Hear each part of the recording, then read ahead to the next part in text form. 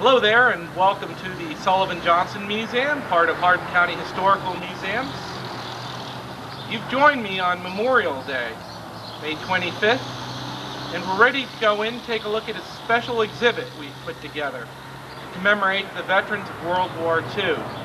We'll be going right up the steps here, and if you'll follow me this way, please.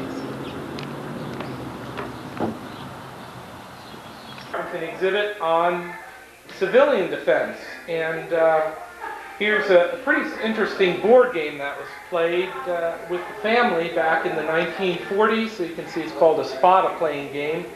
And here was an opportunity for families, children as well as adults, to learn aircraft recognition in the event that there was an attack, an aerial attack. It's rather interesting.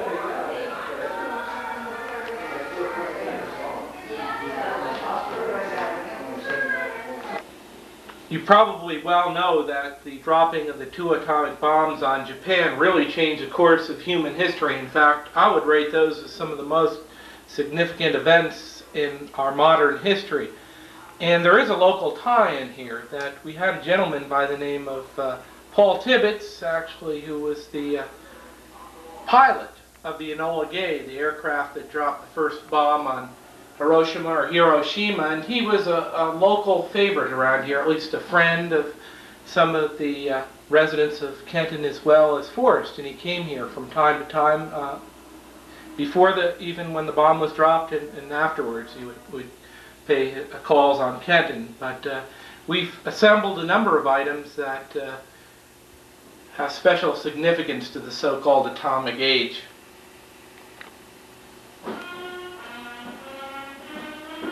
Part of our World War II commemoration, we're showing a number of old documentary films, and here we have a film that was done back in the 40s on women in defense, right here on the home front.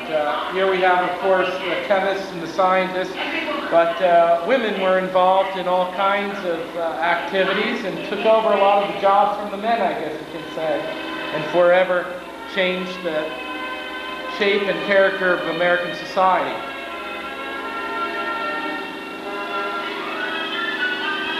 Joined by a special guest here, this is Frank Stevenson, formerly of McGuffey, and Mr. Stevenson has been so kind to put on loan and also donate outright a collection of military, including a uniform from World War II, to the museums. And we're going to go over this way. Mr. Stevenson's going to say just a few words about the uniform. Special uniform that I wore while I was in honor guard at the bier of General George S. Patton in Heidelberg, Germany in 1945.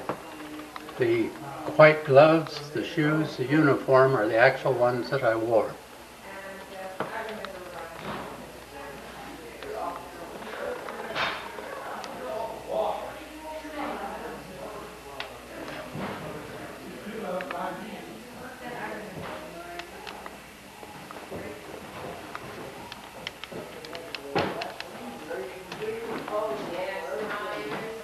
Special display that's put on loan by Mr. Howard Spillman. He was a sergeant with the infantry during World War II, and here we're taking a look at the Bronze Star Medal certificate that was awarded to him for meritorious achievement. And Mr. Spillman this afternoon shared with us a number of interesting relics from the big war. We have everything from a field bayonet to his little New Testament that he carried. Towards the center of this case, we have propaganda leaflets, a safe conduct pass that was dropped by pilots over the German troops. And we've got some of the German publications as well, and some of the items he picked up along the streets of war-torn Germany, and also some of the money that he brought back from the countries, Luxembourg and Belgium and France.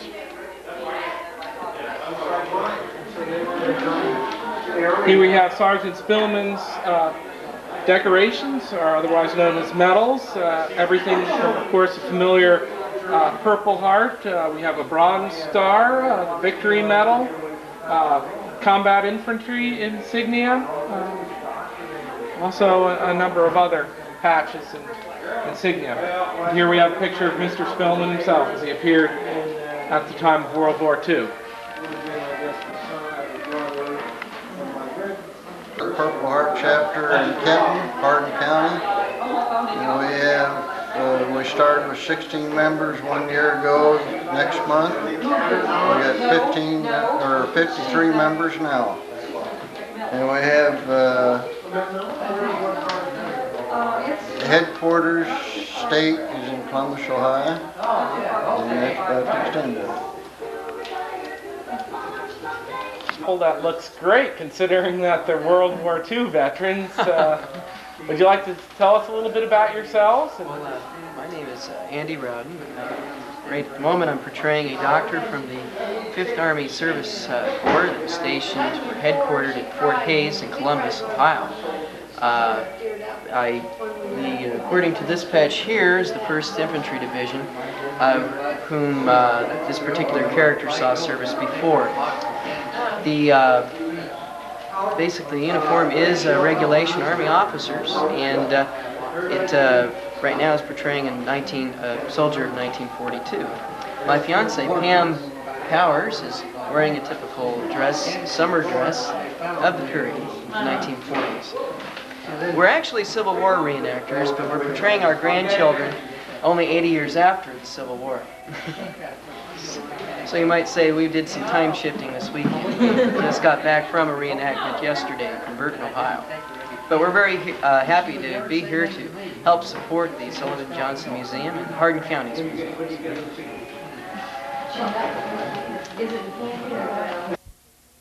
have the raffle being held by the Military Order of Purple Heart, Chapter 590 of Hardin County.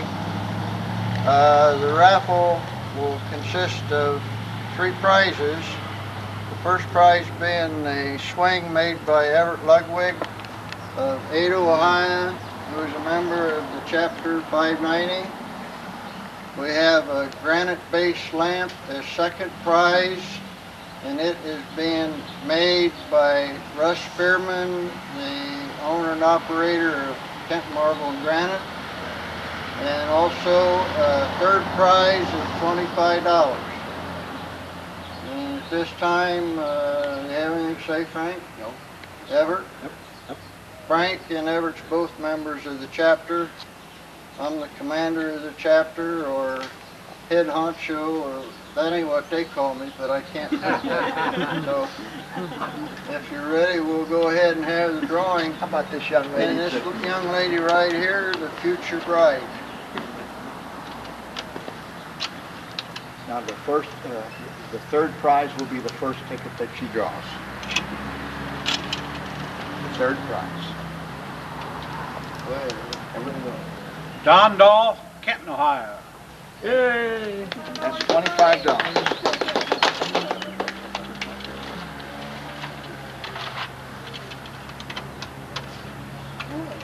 This is for the lamp.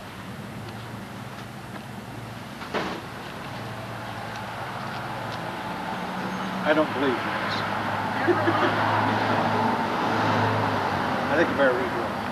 Yeah. Don't matter. Same man. Jim Strong, Mount Victory. Stram, I think Stram? it is, yeah. Jim Stram. James Stram, Mount Victory, all right.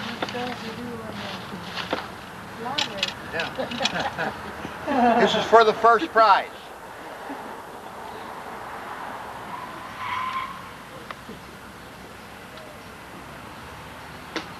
Jim Knopf, Bell Fountain. Jim North, Bell Fountain, all right.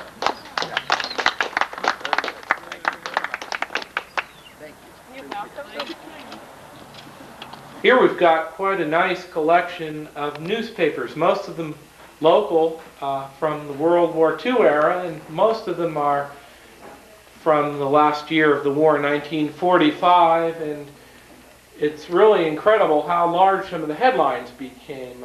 In fact, we have a Kenton Daily Democrat with the largest headlines ever, "The War Over." That's really about as large as they ever got.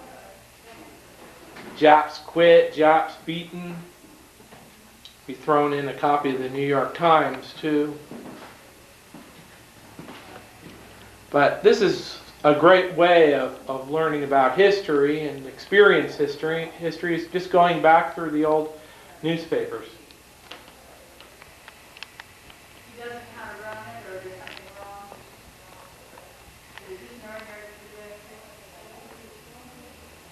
The personal effects of Colonel Laux Brown, who was a Kenton veteran and a veteran of World War I and World War II, served in very many capacities, including judge. He was mayor at one time, mayor of Kenton, and also he was the assistant adjutant general for the state of Ohio, which was really a prestigious position.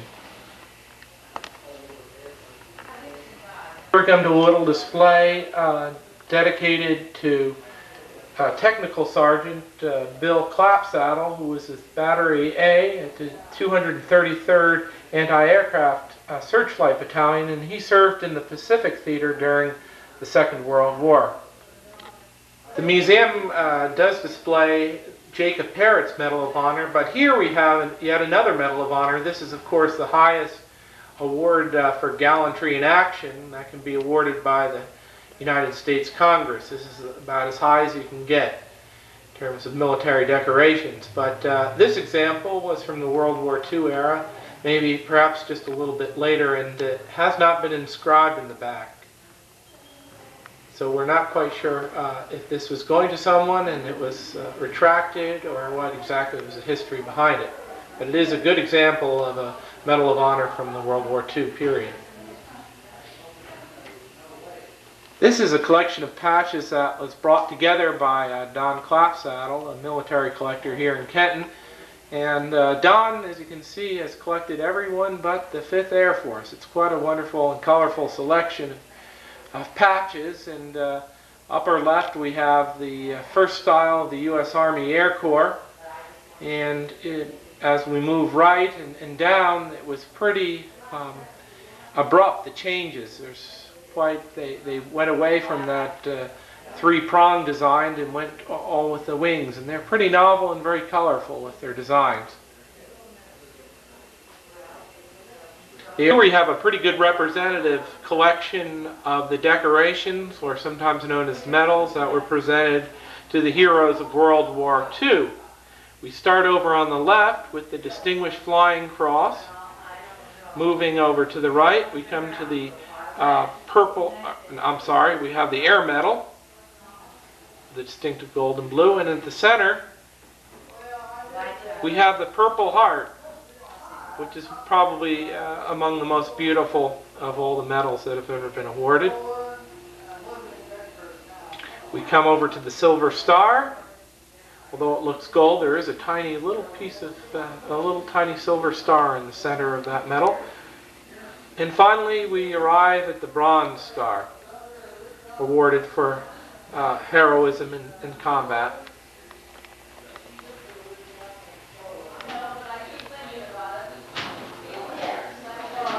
Here we have a number of relics that were presented to the Hardin County Historical Museums by a gentleman who was a resident here in Hardin County, John R. Johnston. He was with the 3rd U.S. Army, and he was one of the gentlemen who swept through Nuremberg, Germany. And here are just a number of things he did bring back. We have, of course, the bayonets over here, one of the daggers, probably used in some of the trenches. Here's a banner. Go ahead, fold this a little bit. You can see the sinister swastika on here. This is actually, this unfolds to about 10 feet, and this was a banner that flew over the Nuremberg Stadium, very famous stadium in world history. It's where Hitler had a lot of his political rallies. Huge item. Here we have the so-called Stahlhelm, German's trench helmet, in flat gray color. A couple of more bayonets. Here we have a very interesting bayonet along here. Here's actually an American bayonet that was captured during the First World War, and later used by the German Home Guard, the most made up of largely older veterans. And here we've got an old field glasses or binoculars case that was issued to the Hitler Youth, a very distinctive diamond emblem, insignia. There we have the John R. Johnson collection. For taking our video tour of the Sullivan-Johnson Museum on this Memorial Day, May 25th, 1992. We hope you can come back and visit us during our regular visiting hours, and those are Thursday, Friday, Saturday, and Sunday from 1 to 4 p.m. And as always, there's no admission fee. This is your county museum, and we'd really like to have you, and you can't beat the price. Thank you.